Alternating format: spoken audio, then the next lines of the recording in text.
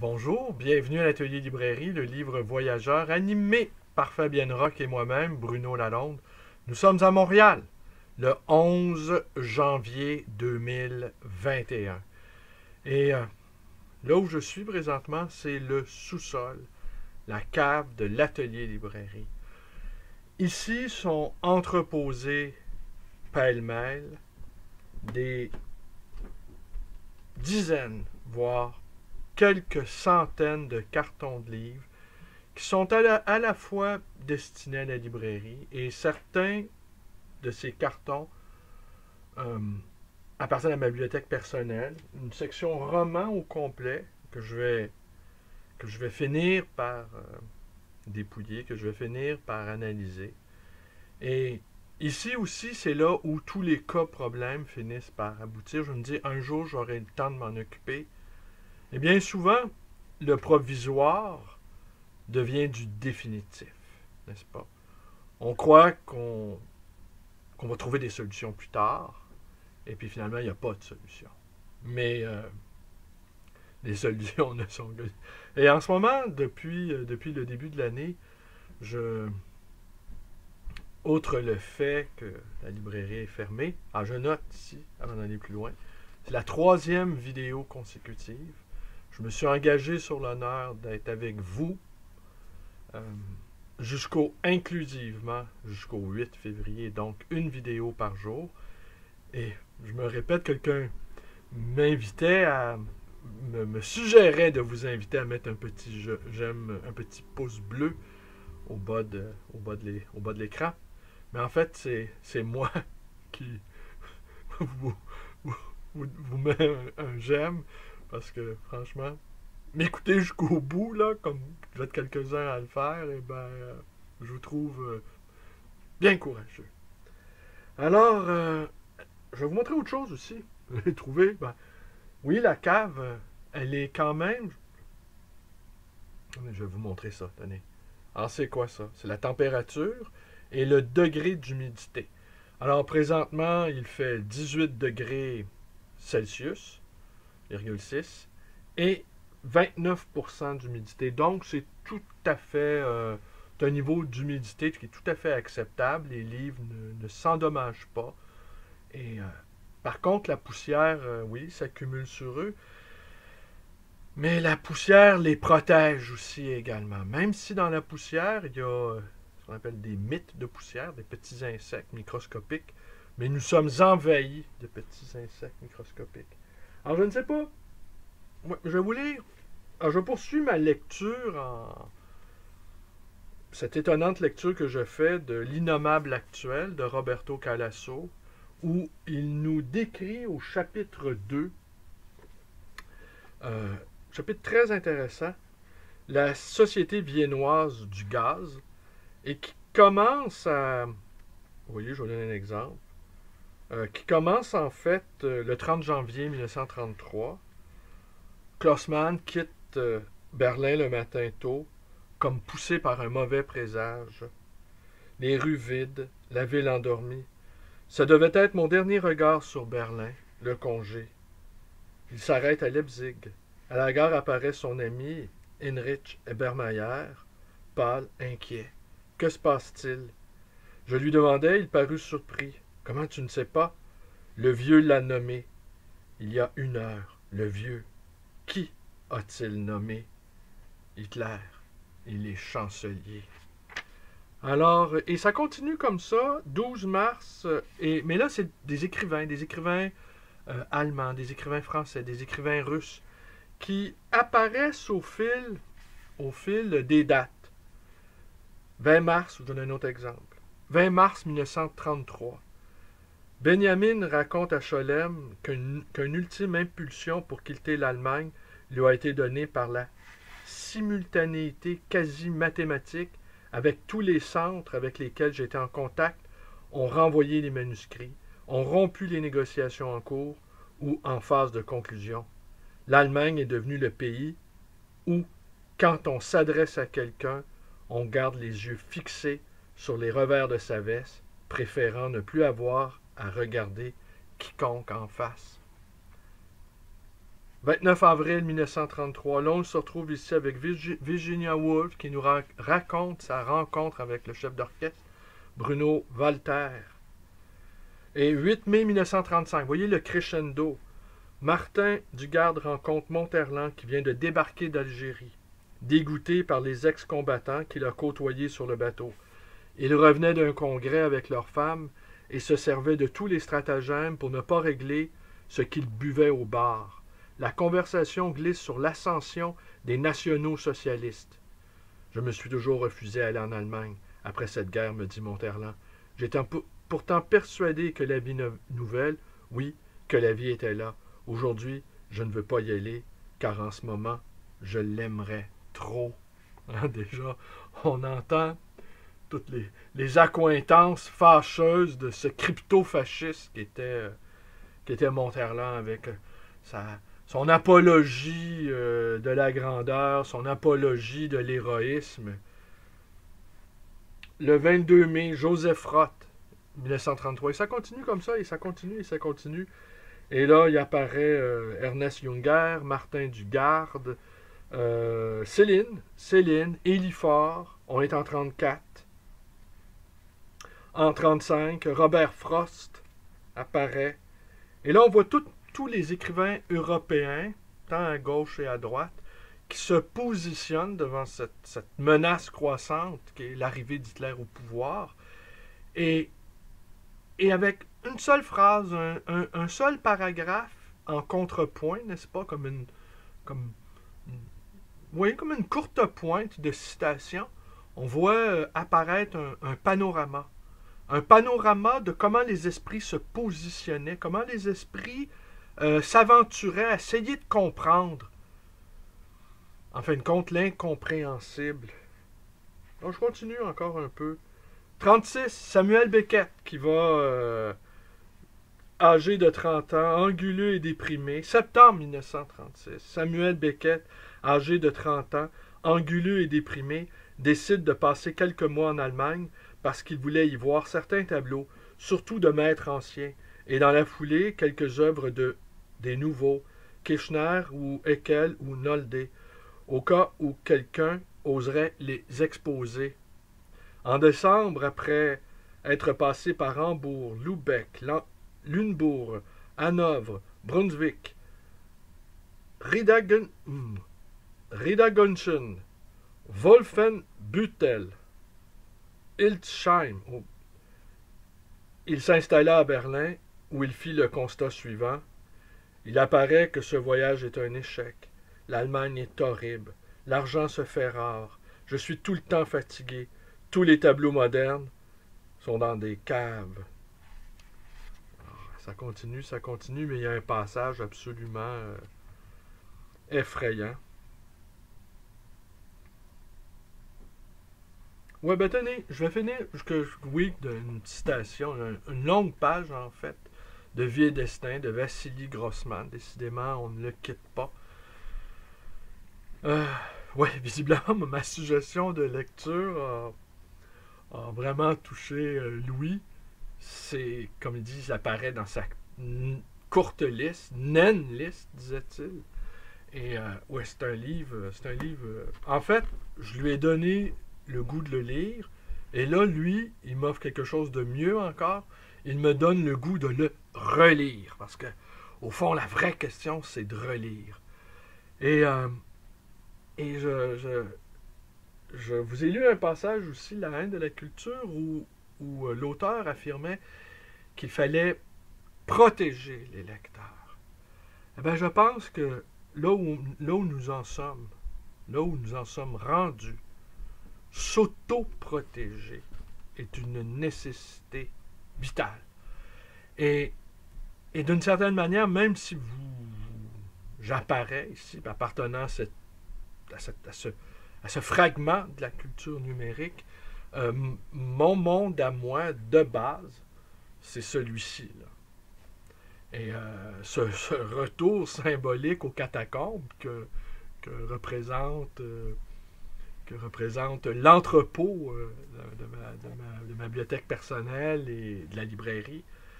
Et je vous le dis, de plus en plus, j'ai du mal à les distinguer les unes des autres. Alors, je vois bien aussi ce que souligne Liesmann, c'est que le lecteur, la lectrice, est quelqu'un, au fond, de réfractaire, d'une certaine manière, à l'ordre social. Il se met en retrait pour lire. Il se met en retrait du monde pour aller chercher en lui, par le biais des livres, les ressources nécessaires pour être capable d'exister et de vivre autrement. Cette grande question de vivre autrement, avec ce qui se passe en ce moment, va devenir d'une cruelle actualité, va appartenir à l'ordre des cruelles et nécessaires réflexions. Je vais vous lire un dernier passage d'un livre absolument fascinant, Hitler maudit d'Hermann Röchning. 1939. Tout le monde n'avait pas envie de lire les 778 pages de Mein Kampf, mais pas mal de monde se jeta sur Hitler maudit de Hermann Röchning, qui parut alors pour la première fois à Paris. Après tout, ce n'était pas le livre d'un simple journaliste, mais de quelqu'un qui avait été président du Sénat dans la ville libre de Danzig en 1933-1934, et nul doute qu'il avait vu Hitler de près. Ce n'est que vers la fin du livre que Röchning révélait la doctrine ésotérique de Hitler. Je vais vous livrer un secret. Je fonde un ordre. Quelque chose de semblable à l'ordre des chevaliers teutoniques. Une réunion restreinte avait déjà eu lieu dans la forteresse de Marienburg, mais Hitler voyait le futur constellé de forteresses de l'ordre. Dans mes burgs de l'ordre, nous ferons croître une jeunesse devant laquelle le monde tremblera. La seule science que j'exigerai de ces jeunes gens, c'est la maîtrise d'eux-mêmes. Ils apprendront à dompter la peur. Voilà le premier degré de mon ordre, le degré de la jeunesse héroïque. C'est là que sortira le second degré, celui de l'homme libre, de l'homme qui est la mesure et le centre du monde, de l'homme créateur, de l'homme Dieu. Dans mes burgs de l'ordre, l'homme Dieu, la figure splendide de l'être, qui ne prend d'ordre que de lui-même, sera comme une image du culte et préparera la jeunesse à l'étape future de la maturité virile. Et les Juifs, Hitler venait à peine d'en parler, car les Juifs appartenaient eux aussi à sa doctrine ésotérique, qui l'obligeait à professer à l'égard du Juif une haine métaphysique. Mais Röchning voulait en savoir plus. Je lui demandai s'il fallait déduire de ses paroles que la race juive devait être totalement anéantie. Non, répondit Hitler. Au contraire, si le juif n'existait pas, il nous faudrait l'inventer. On a besoin d'un ennemi visible et pas seulement d'un ennemi invisible. Ouais. On pense tout de suite, je suis certain que vous aussi vous y réfléchissez à ces énergumènes qui veut dire possédés du démon, qui ont déféqué dans les couloirs du Capitole, qui ont affiché des drapeaux sudistes, et celui-là avec les cornes de bison, qui se réclamait des anciens dieux nordiques, desquels Adolf Hitler se réclamait également. Mais tout cela sur le mode, je parle de celui avec les cornes de bison, tout ça sous le mode parodique, grotesque, mais qui pourrait quand même être le reflet de ces forces noires, sombres, telluriques qui couvent, n'est-ce pas? Sous le couvre-feu, couvre un feu peut-être autrement inquiétant. Cette chape de plomb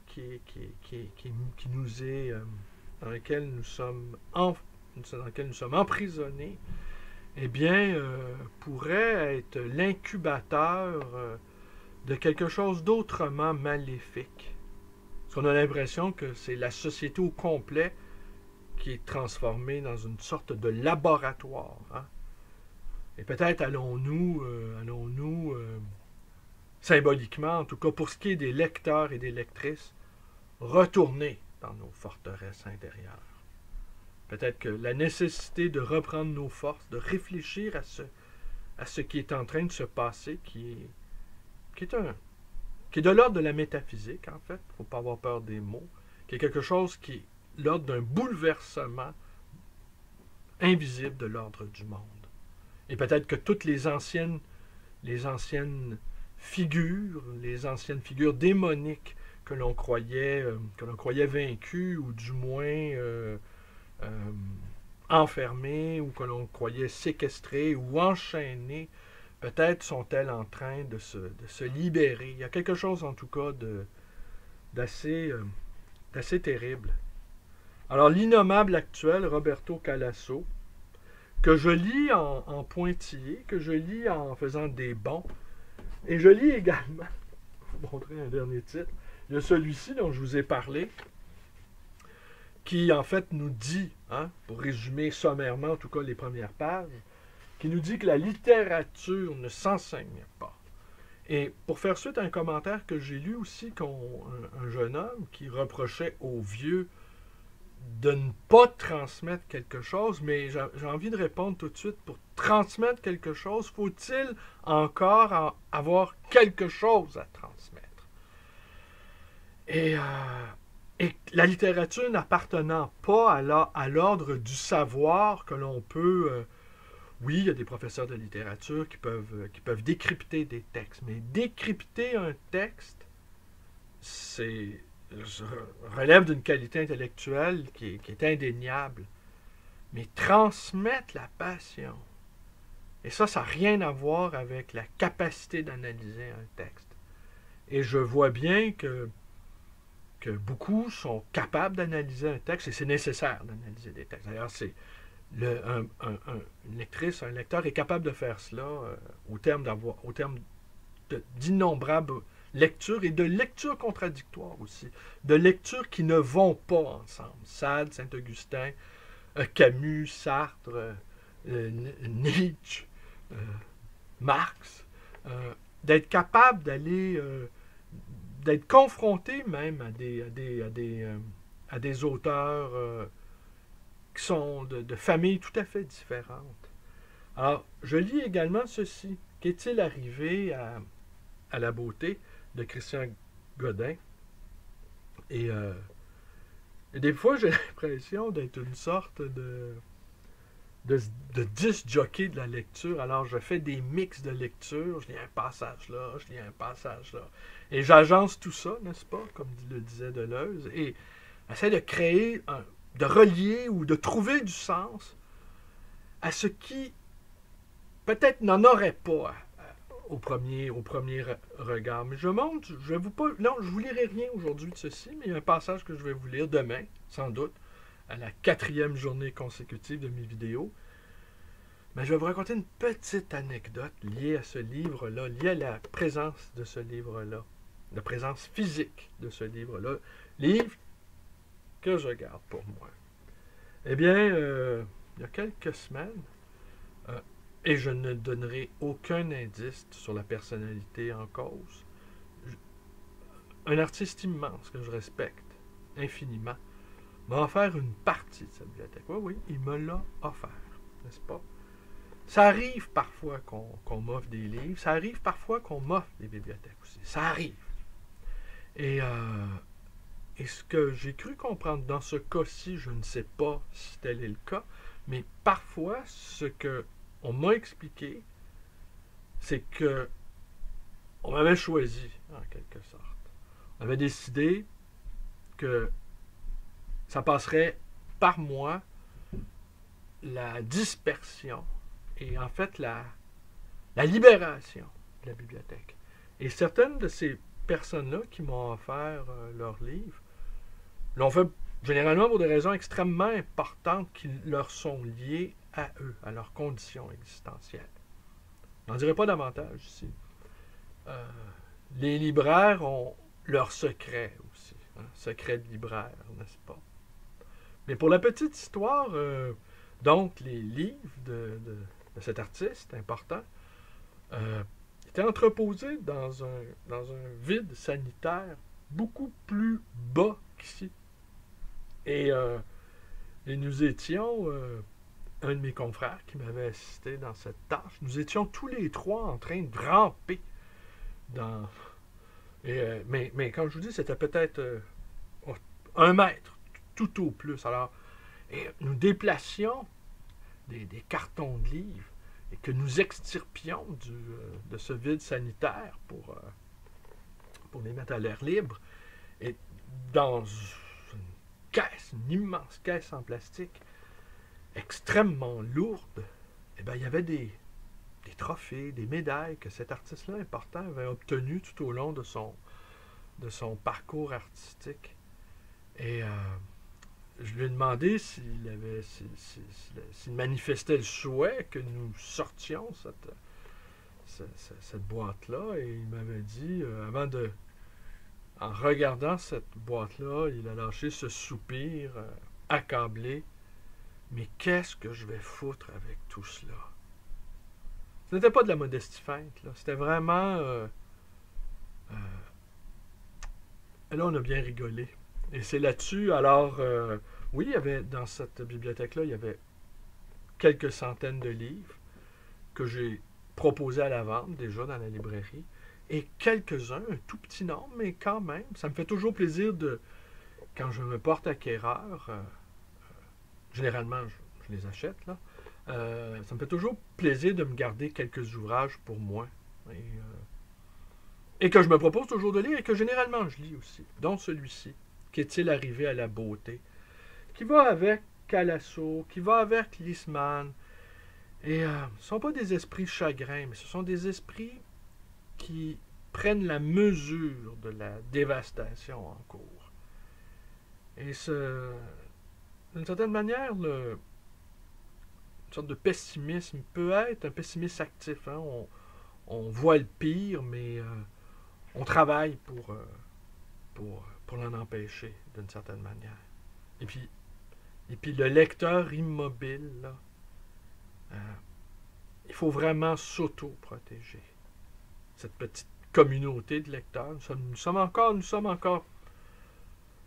n'avons jamais été nombreux. Ça, c'est un autre commentaire aussi que j'entends souvent. Avant, les gens lisaient plus. Ça je l'entends souvent. Non. C'est pas vrai. Et il n'y a jamais eu, en tout cas, pour ce qui est du Québec, il n'y a jamais eu une époque où les familles se réunissaient dans les chaumières québécoises autour du feu pour lire Platon. Alors, non. Non. La culture orale était extrêmement importante et avec beaucoup, et aujourd'hui, la forme dévoyée de cette culture orale, ce sont les humoristes qui s'en sont emparés. Hein? C'est eux maintenant qui ont capturé et qui se sont beaucoup enrichis avec et qui l'ont dénaturé aussi, la culture orale. C'est eux maintenant qui ont pris le monopole, la place du conteur au sein de la tribu, au sein de la communauté. Il n'y a jamais eu d'âge d'or de la vie lettrée. Ça, c'est un fantasme. Ça n'a jamais existé. Par contre, qu'un conteur débarque et qu'il avait dans sa besace d'innombrables histoires, rapportées parfois des pays autochtones, hein, des territoires autochtones, eh bien ça, oui, on a connu ça. Et ça, oui. Mais d'imaginer des soirées studieuses où tout le monde lisait, non, ça...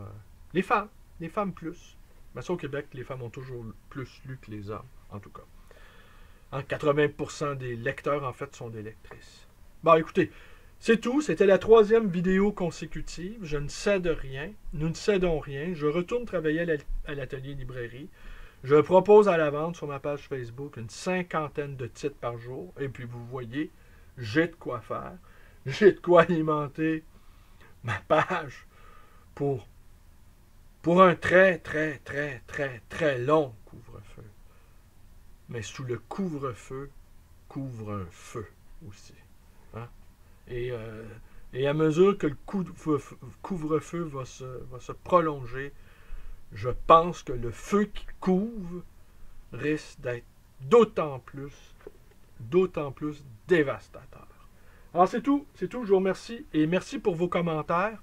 Et c'est à vous qui avez écouté cette vidéo jusqu'au bout que j'offre un pouce. Merci, un pouce bleu. Merci. Bonne journée.